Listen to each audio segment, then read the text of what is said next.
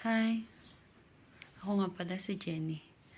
Dating OFW sa Oman at ngayon ay nasa Iran na. So, nagdadialysis ako dito. Malayo sa pamilya, malayo sa anak, sa asawa. Mag-isa lang. Talagang mag-isa lang ako dito.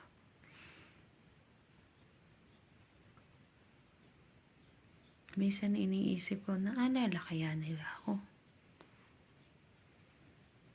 Alam kaya nila lahat ng pinagdadaanan ko? Naisip pa ba nila ako?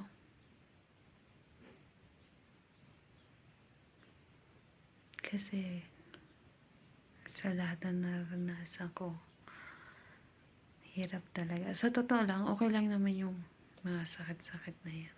Siyempre, yan, kaya naman yan. Ang mahirap lang talaga yung malayo ka sa pamilya mo, wala nag-aasikaso sa'yo. Diba? Yung para bang nadudurog yung loob mo. Durog na durog yung loob mo. Siyempre, hindi naman kasalanan nila yun.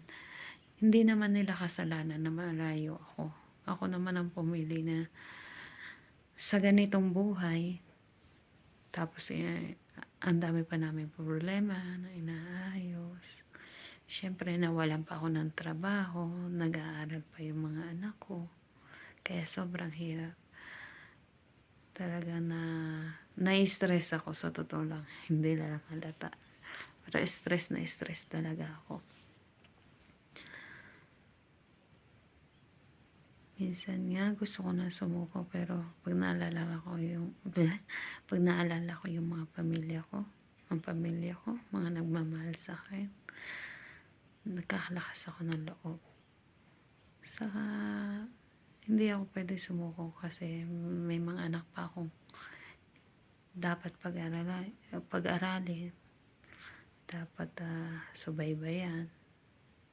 Siyempre, at may pangarap ako sa mga kapatid ko, mga anak ko, lalo't lalo na sa nanay ko.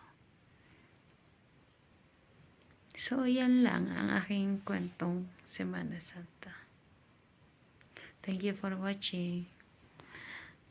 Sana mag-subscribe kayo sa aking YouTube channel. And, yun lang. Bye-bye.